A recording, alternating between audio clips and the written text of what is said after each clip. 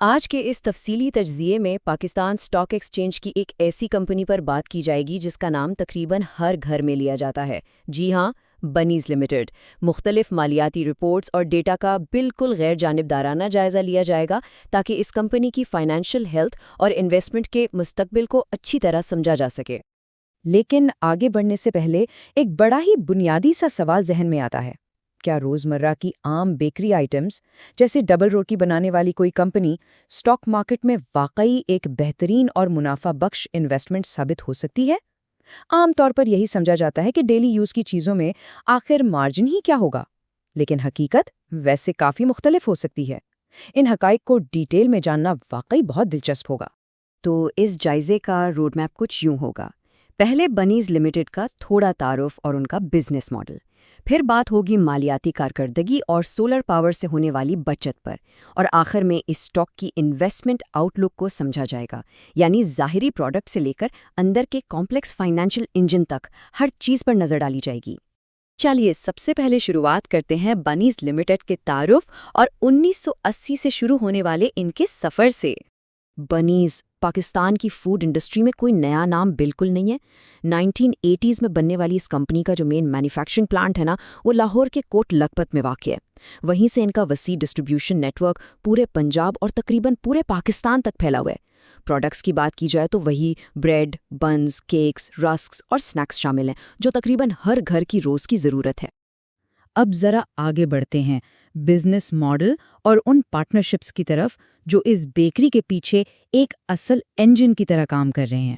اس business model کی سب سے مزیدار بات اس کے آمدنی کے دو مختلف ذرائع ہیں۔ ایک طرف تو وہ ریٹیل کنزیومرز ہیں جو ڈائریکٹ دکانوں سے بیکری آئٹمز خریدتے ہیں، لیکن اس کا ایک دوسرا رخ بھی ہے، اور وہ ہے ان کا مضبوط انسٹیٹیوشنل B2B ماڈل۔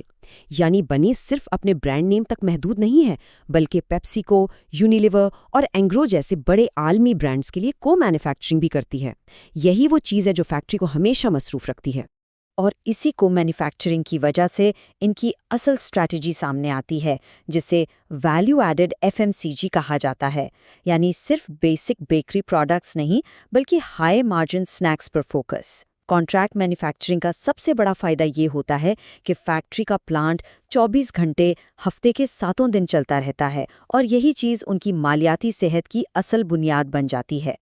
اب آتے ہیں سب سے اہم حصے کی طرف، مالیاتی کارکردگی، حال ہی میں آنے والی ان کی ریکوری اور اوورآل گروتھ۔ فائنینشیل ایئر 2025 کے نمبرز پر نظر ڈالی جائے تو کارکردگی کافی بہتر لگتی ہے۔ 162 ملین PKR، یہ ان کا حال ہی میں رپورٹ ہونے والا پروفٹ آفٹر ٹیکس یعنی خالص منافع ہے۔ اس کے علاوہ ریونیو میں بھی تقریباً 11% کا اضافہ ہوا ہے، جو اس بات کی واضح علامت ہے کہ کمپنی تیزی سے ریکوری موڈ میں آ رہی ہے۔ فوڈ انڈسٹری کا تو معلوم ہی ہے، مقابلہ انتہائی سخت ہوتا ہے اور مہنگائی کا اثر بھی سب سے پہلے یہیں پڑتا ہے۔ ایسے حالات میں تقریباً 28% گراس مارجن برقرار رکھنا واقعی ایک زبردست کامیابی ہے۔ باقی کا 72% حصہ پروڈکشن اور آپریشنل کاسٹ کا ہے۔ یہ ہیلدی مارجن صاف بتاتا ہے کہ کمپنی پیداواری لاگت کو کتنے بہتر انداز میں کنٹرول کر رہی ہے، اور اس بہتر گراس مارجن کا نتیجہ ارننگز پر شیئر یعنی حصہ دار آمدنی پر بھی صاف دکھ رہا ہے۔ حالیہ ڈیٹا کے مطابق Q3 2026 کے پروجیکشنز میں EPS تقریباً 0.09 PKR کے قریب رہی۔ یہ جو مثبت رجحان ہے نا، یعنی ایک پازیٹیو ٹریجیکٹری بن رہی ہے، یہ ظاہر کرتی ہے کہ اس سٹاک کی بیسک فنڈامنٹلز دوبارہ سے مضبوط ہو رہی ہیں۔ لیکن دیکھیے، ہر بزنس میں چیلنجز بھی آتے ہیں۔ اب بات کرتے ہیں آپریشنز میں آنے والی رکاوٹوں کی، اور یہ دیکھتے ہیں کہ سولر پاور سے بچت کا ان کا پلان آخر کیا ہے۔ آپریشنز کی بات کریں تو کچھ بڑے مسائل سامنے آتے ہیں۔ پہلا اور سب سے بڑا مسئلہ خام مال، خاص کر گندم اور آٹے کی قیمتوں میں آنے والا اتار چڑھاؤ۔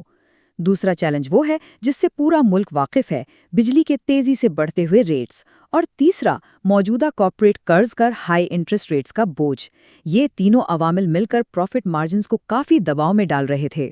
تو اس بباؤ سے نکلنے کے لیے ایک بہت ٹھوس اور بڑا قدم اٹھایا گیا، 1000 کلو واٹ یعنی 1 میگا واٹ کا ایک عظیم سولر پاور پلانٹ۔ یہ بالکل بھی کوئی معمولی قدم نہیں ہے.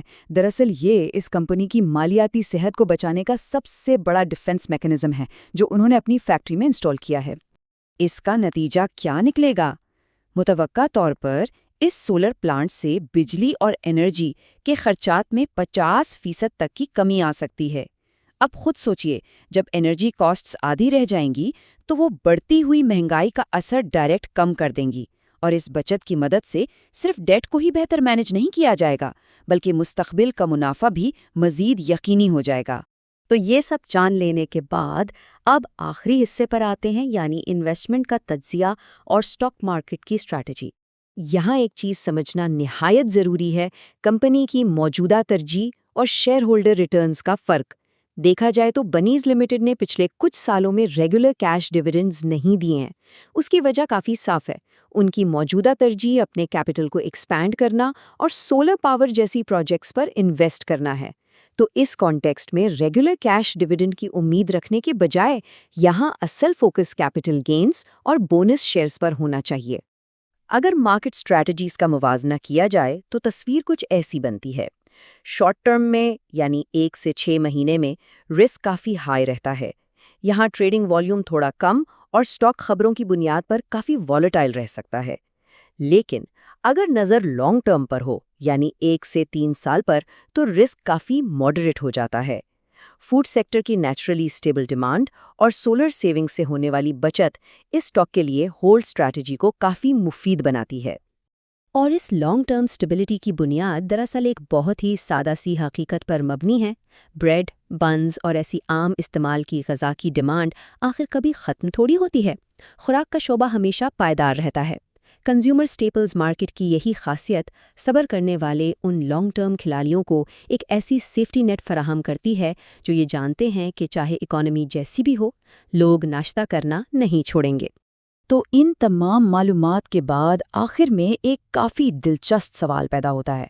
جب یہ سولر سیونگز پوری طرح مالیاتی ریکارڈز میں اپنا جادو دکھائیں گی اور مارکیٹ میں نئے ہائی مارجن پروڈکٹس آئیں گے تو کیا یہ اسمال کیپ کمپنی مارکیٹ کا اگلا بڑا بریک آؤٹ سٹار بننے کی صلاحیت رکھتی ہے؟ حقائق ہمارے سامنے ہیں.